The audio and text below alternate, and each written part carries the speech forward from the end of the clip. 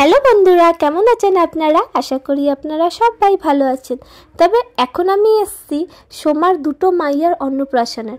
সোমার twins baby হয়েছিল আর দুজনের আজকে অন্নপ্রাশন। আর এই যে এসেই দেখছি প্রায় ভাই সবাই চলে এসছে, সোমার বাড়ির লোকরাও প্রায় সবাই চলে এসছিল। আর আমি সব থেকে লাস্টে এসেছি, সবাই আমাকে ফোন করে ডাকছিল। আর এই যে ঘরে ঢুকেই দেখা হয়ে গেল সোমার মায়ের সাথে, কাকিমার সাথে অনেকদিন পর দেখা। হসপিটালে লাস্ট দেখা হয়েছিল। আর এই যে ইনি আছেন সোমার শাশুড়ি মা। আর এইখানে প্রায় দেখছি সোমা সব কিছু রেডি করছে, তবে ভালোই হলো, খুব একটা দেরি হয়নি আমার। আর এইখানে দেখছেন আমার সব বান্ধবীরা অলরেডি চলে এসছে। আর এইখানে বসে সবাই দুষ্টু মিষ্টুর সাথে খেলাও করছে। তবে খুবই গরম ছিল আর আজকে আমার শরীরটাও একটু ভালো ছিল না। আর আজকের দিন থেকেই আমার শুরু হয়েছিল শরীর খারাপটা। আর এই যে দুই মাইয়া আমার দেখছেন, দুজন বসে কি সুন্দর দুধ খাচ্ছে। আর এখন এতটাই বড় হয়ে গেছে, নিজের বটলটা নিজেই ধরে খাচ্ছে। কি সুন্দর লাগছে দুজনকে না? তবে দুজনকে তো দেখছি ঠিকঠাক রেডিও করা হয়নি, কি যে করছে সোমা বুঝতেই পারছি না। তবে একা হাতে বেচারা কতটাই আর পারবে, কাকিমারা তো সবাই বাইরের আয়োজন করতে ব্যস্ত। সোমা দুই মাইয়াকে একসাথে করছিল। তবে সকাল থেকে ডেকেছিল, কিন্তু কালকে 15 আগস্ট, তাই আজকে দোকানে অনেক চাপ। আমি সকাল থেকে তো আসতে পেলাম না, দেরি। তবে সকাল থেকে কি সব থেকে দেরি করে মনে হয় আমি এসছি, অনেকটা বকা খেয়েছি সবার থেকে। কি আমি সব থেকে বেশি ব্যস্ত নাকি? তবে সত্যি বলছি, আমি সব থেকে বেশি ব্যস্ত। রুমকি দিয়ে আমাকে এতবার ফোন করেছে, তাড়াতাড়ি আসো, রেডি হতে হবে না? আমি বললাম না, একটু রেডি সেডি হয়ে যাই, লোক আসবে। তারপর বিয়ের পর জানেন আমি নাই করে এই যে 6 বা 7 টাইম শাড়ি পরেছি। আর আমি শাড়ি পরার বাহানাই খুঁজি, ঘরে এমনিতে নর্মাল কমফোর্টেবল থাকতে খুবই ভালো লাগে, শাড়ি পরার বাহানা আর পাই না। আর এই যে দেখছেন আমার মিষ্টু মাকে, তবে আপনারা কিন্তু চিনতে পারবেন না কোনটা ছোট কোনটা বড়, বরঞ্চ দুজন 1 থেকে 2 মিনিটের ছোট বড় হবে। এই যে হাসিটা দেখছেন। তবে এরা খুব সোনামা আমার, এতটা গরম ছিল তাও এক ফোঁটা কান্নাকাটি করেনি। তবে এদেরকে ড্রেসগুলো খুব কমফোর্টেবল পরানো হয়েছে যাতে এরা কান্নাকাটি না করে, আর রিচুয়ালটাও খুব সুন্দর করে কমপ্লিট হয়। তবে আমার সোনিদির মেয়ের যখন অন্নপ্রাশন হয়েছিল তখন ও এতটাই কান্নাকাটি করেছিল, কোনো ফটো কোনো ভিডিওই ওর ভালো আসেনি। আর আমার সোনিদির মেয়েটা একটু বেশি কান্নাকাটি করে, আমাদের কাছে তো একদম আসতে চায় না, শুধু ওর দিদার কাছেই থাকবে আর ওর মায়ের কাছে, আর কারোর কাছেও যায় না। তাই কান্নাকাটি খুবই করেছিল ওর অন্নপ্রাশন দিন, ফটোগুলো বেশ ঠিকঠাক আসেনি। আর এই যে এখন স্টার্ট হবে এদের রিচুয়াল। সোমা পরিয়ে দিচ্ছে দুই মাইয়াকে হাতে সোনার আংটিটা কাকিমা নিয়ে এসেছিল নিজের দুটো পুটকির জন্য। আর এই যে দেখছেন এখন দুজন পরেছে ধুতি, এটাই এদের সাজ হলো, কারণ একটা নতুন কাপড় মনে হয় পরাতে হয় লাল লাল, তাই এদের সেই লাল লাল ধুতি এনে সোমা পরিয়ে দিয়েছে। আর এখানে ভাই সব থেকে আগে, এটা হলো আমার মিষ্টু, তাকে ভাই খাওয়াচ্ছে এখন পায়েস, তার সাথে এখন সবগুলো একটু একটু করে মিক্স করবে আর ওদের খাওয়ানো হবে।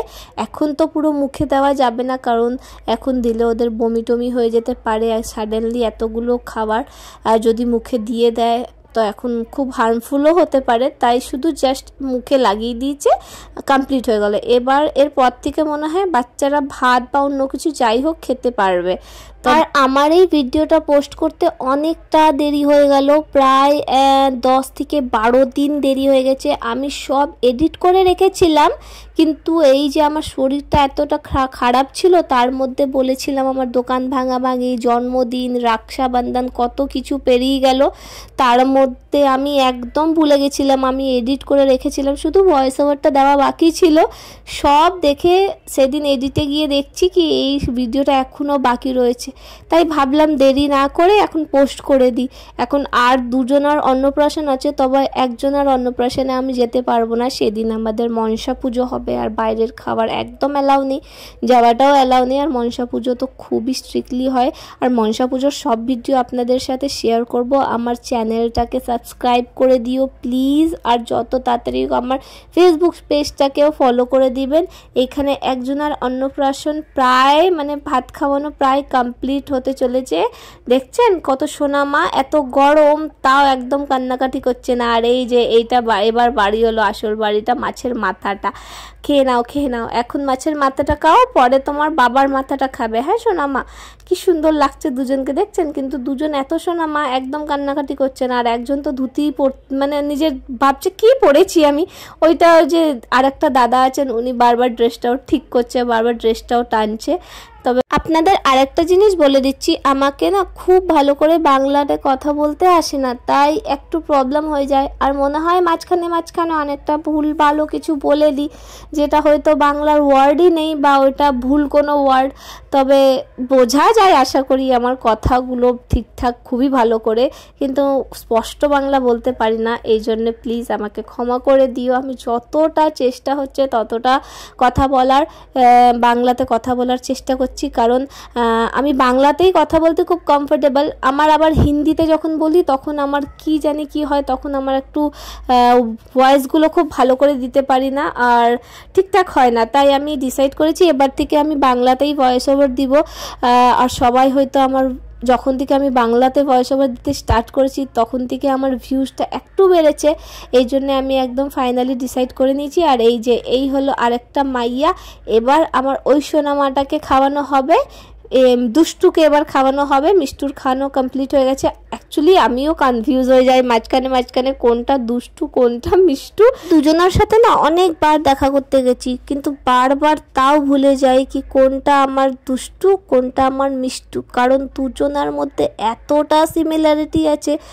কখনো কখনো হয় তাও বড় ছোট একটু বোঝা যায়, কিন্তু এই দুজনের মধ্যে এতটা সিমিলারিটি একদমই বুঝতে পারবেন না কোনটা বড় বা কোনটা ছোট।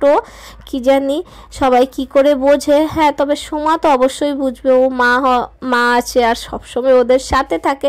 আর এখানে আরেক মাইয়ার আমার কমপ্লিট হতে চলেছে।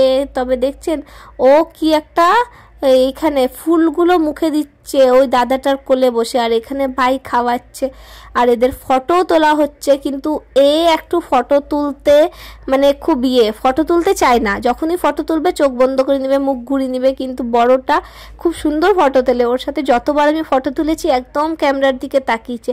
আর এই যে হলো এখন মিষ্টি, আর মিষ্টিগুলো দেখছেন কি করে খাচ্ছে। মিষ্টিটা এত সুন্দর খাচ্ছিল, মানে ও একদম ঠোঁটগুলো চাটছে, কিন্তু এখন ওদের খাওয়ানো যাবে না, কারণ এখন খাওয়ালে ওদের অনেকটা প্রবলেম হতে পারে। এখন তো জাস্ট দুধই খাবে, এখনও মনে হয় কদিন হয়তো ওকে সময় দুধই খাওয়াবে। আমি জিজ্ঞেস করেছিলাম, ও বললে হ্যাঁ এখন এই মাসটা না হলে পরের মাসটা পুরোটা খাওয়াবে দুধ, তারপরের থেকে হালকা হালকা করে ওই ভাত ফাত যাই হোক খাওয়াবে, কারণ ওইগুলোতে তো বেশি প্রোটিন আসবে। তবে খাওয়া দাওয়া এবার কমপ্লিট হলো। এবার এরা খুবই শান্ত মেয়ে, যেহেতু আমি বলেছি দুটোই একদম আমার সোনা মা। এত লোক এত গরম তাও দেখলেন একটু কান্নাকাটি করেনি। তবে মানতে হবে যেভাবে সোমা কষ্ট করেছে এদেরকে পেটে রেখে, আমরা তো দেখেছি, আমরা কন্টিনিউ সোমার সাথে ছিলাম, ও খুবই কষ্ট পেয়েছে, ওর খুব কষ্ট হতো সত্যি, কারণ ঘরে সেই রকম লোক নেই। দাদা আছে আর কাকিমা থাকে, তবে কাকিমা আর দাদা দুজনই কাজে বেরোয়। সোমা মানে এই প্রেগনেন্সি অবস্থাতে টুইন্স বেবি, তাও সব কিছু মানে একাই হ্যান্ডেল করেছে। আর ও খুবই স্ট্রং, অনেক কিছু প্রবলেম ওকে ফেস করতে হয়েছে, তার সাথে আমরাও ছিলাম, কারণ আমরা নিজে দেখেছি ও কতটা কষ্ট পেয়েছে, কতটা কষ্টতে ওর এক রাত পার হয়েছে। অন্য মেয়ে থাকলে আমরাই থাকলে হয়তো আমরা হার মেনে যেতাম, কিন্তু সোমা এতটা স্ট্রং, দুটো জীবনকে একসাথে যে কি সুন্দর করে রেখেছিল একা হাতে, কি আর বলবো আপনাদের। অনেকবার অনেক নেগেটিভ কিছু রিপোর্ট এসছে, অন্য কেউ থাকলে একদম হাল ছেড়ে দিত, কান্নাকাটি করতো, ডিপ্রেশনে চলে যেত, কিন্তু সোমা সব জিনিসকে একদম খুব ভালো আর খুব স্ট্রংলি সব জিনিস অ্যাকসেপ্ট করেছে। আর এইখানে দেখুন এই রিচুয়ালটা এখন স্টার্ট হলো। আর এইখানে বাচ্চাদের কিছু একটা রাখা হয় থালের মধ্যে, খাতা কলম, তারপর টাকা পয়সা, রান্নার জিনিস, পাথর আর কি কি অনেক কিছু রাখা হয়। তো এটার মধ্যে যে একটা জিনিস তুলবে সেই জিনিসটা বড় হয়ে ও সেই জিনিসটাকেই ভালোবাসবে, সেই জিনিসটা করবে। তবে সেটা হয় না, অনেকবার দেখেছি, কি আর বলবো। তবে এখানে মনে হয় দুই মাইয়াই টাকা তুলেছিল, ঠিক আছে ভালো হবে, বড় হয়ে টাকা ইনকাম করবে দুই মাইয়া আমার। আর এখানে ভিতরে অনেক গরম ছিল, তাই আমি একটা মাইয়াকে নিয়ে চলে এসেছি, দুজনের সাথে খেলছি। আর আমার এত ভাল লাগে এদের সাথে খেলতে, কি আর বলবো, মানে টাইম না থাকার জন্য আমি ভালো করে এখন কদিন হয়ে গেছে এদের সাথে দেখা করতে যাইনি, তবে কদিন পর ভাবছি যাব আর ভালো করে খেলবো ওদের সাথে। এক গাদালা চকলেট নিয়ে যাব, এখন তো ওরা খেতে পারে। এত তোড়জোড় পর খেতে বসে গেছি। আর এইখানে দেখো এই জানোয়াররা, এই জানোয়ারদের দেখে নিন আপনারা ভালো করে, সবাইটা এই যে যতটা আছে ছেলেটা দাঁড়িয়ে আছে সবাই এখানে জানোয়ার। এরা দিচ্ছে এখন আমাকে খাবার, আর এখানে আপনারা শুধু দেখবেন আমাকে কি করে এরা খাবার পরিবেশন করে। আমার এতটা যে রাগ ধরে গেছিলো, আমি সেই ব্লগ করছে বলে কথা, এদের সব জিনিসে একদম নাক গলাতে হবে জানেন। এই যে আমি ফোন নিয়ে খাবার নিয়ে একটা ফুড ব্লগও হয়ে গেছে, এখানে আমাকে এতটা ডায়লগ মারছিল কি আমাকে এই রকম করে বলবি, তুই এই রকম করে কথা বলবি, এই রকম করে কথা বলবি, আমাকে এত কিছু শেখাচ্ছিল, কিন্তু এরা কোনো কাজের নেই, শুধু আমাকে জ্ঞান দিবে। একটা ক্যামেরাটাও ধরতে বলি কি আমার একটু ক্যামেরাটা ধরে নাও, তখনও ক্যামেরাটা ধরে দেয় না। আর এই যে যখন আমি এন্ট্রি করেছিলাম না, তখন বুম্বাদাকে এত বলে তারপর ক্যামেরাটা ধরেছিল। আর এই যে টাকলুটা চলে এসছে, এই এখন দিবে ভাত। তবে খাবারগুলো কিন্তু সলিড হয়েছিল, খুবই টেস্ট হয়েছিল। আমার শরীর খারাপ ছিল তাও আমি অনেকটা ভাত খেয়েছি বলতে আমি ভাত কমই খেতাম, কিন্তু এই জানোয়াররা বলেছিলাম না এতটা যে আমাকে ভাত দিয়ে দিয়েছে, আমাকে এবার জবরদস্তি খেতে হলো। কি আর বলবো, আমি তো খেতে পাচ্ছিলাম না, আর আমার বর মশাইও তখন ছিল না, আর এরা আমাকে এত লেগপুল করেছে কি বলবো। আর এইখানে দেখুন, এইখানে চলে এসছে ভাতের পর এখানে নুন আর নেবু দিয়েছে, তবে এগুলো আমি খাইনি, মনে হয় এটা বেস্টি হয়েছে। আমার প্রায় না যখন আমি ডাল ভাত আর একটা সবজি পেয়ে গেলেই আমার কিচ্ছু আর লাগে না, জানি না আমার কোনো ইনভিটেশন বাড়ির সেই ডাল ভাতটাই এত টেস্ট লাগে। আর এইখানে দেখুন এই যে এটা আর একটা জানোয়ার হলো, এটা হলো বুবাই বিশ্বাস।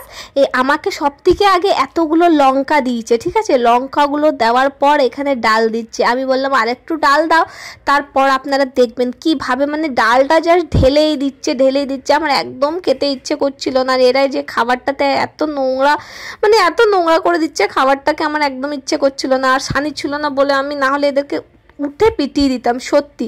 তারপরে দিয়েছিল শাক, আমি শাক অতটা খাইনি, আর এখানে ডাল ভাতটা মিক্স করলাম। আমি ওদের এত বকা দিচ্ছিলাম, ওদের কোনো এফেক্ট নেই। আমি তাও দেখলে এই যে সাইডে দেখছেন লঙ্কাগুলো বার করে রেখেছি, কিন্তু কি আর বলবো, কিছু বলার নেই। তবে এরা খুব বদমাশ, সত্যি যতটা ভালো ততটা বদমাশ, আর আমার সাথে একটু বেশি বদমাশি করে, খুবই বদমাশ এরা। তারপরে এসেছিল আলু পোস্ত, আর আলু পোস্তটা এত টেস্ট ছিল কি আর বলবো। আর আমি থালাতে যেখানে এদেরকে দিতে বলছিলাম সেখানে না দিয়ে ওরা দিচ্ছিল নুনের উপরে বা ভাতের উপরে, কি আর বলবো। এখানে সবাই কি সুন্দর করে খাচ্ছে, কিন্তু আমার পাতটা দেখবেন পরে বলছিল কি সবাই কি পরিষ্কার করে খেয়েছে, আর তোকে দেখ আমি কি করে পরিষ্কার করে খাবো রে ভাই, তোরাই তো আমার পাতটা নোংরা করে দিচ্ছে। আর এখানে দেখছেন মানে আমি মাছ খেতে অতটা ভালোবাসি না, আর এখানে ভাপা কালিয়া মনে হয় ভাপা কাতলা বানানো হয়েছে ছিল, তবে আমি পুরোটা খেতে পারিনি। আর এখানে একটা মিষ্টি, এটাও কি আর বলবো, পায়েসটাও আমি চেয়ে নিয়েছি, কি আমাকে লাস্টে পায়েসও দেয়নি, এরা এত বদমাশ ছিল। তবে ফাইনালি আমার খাওয়া দাওয়ার কমপ্লিট হলো, এবার যাব ঘরে। তারপর ভাবলাম একটু মিষ্টুর সাথে কথা বলে নিই, সোনা আমার মালা ফালা সব খুলে নিয়েছে বেশ, আর একটু সিরিয়াস আছে। এবার এদের একটু ঘুম পাচ্ছে, অনেকক্ষণ হলো তো, আমি তাই বলছিলাম সোমাকে এবার এদেরকে একটু ঘুম পাড়িয়ে দে, আমরা একটু যাই, আর একবার আসবো দেখা করতে। রাখির চাপ, তাই রাখির পরে আসবো দেখা করতে, ভালো করে খেলবো। তবে ভিডিওটা কেমন লাগলো জানাবেন। Thanks for watching, tata.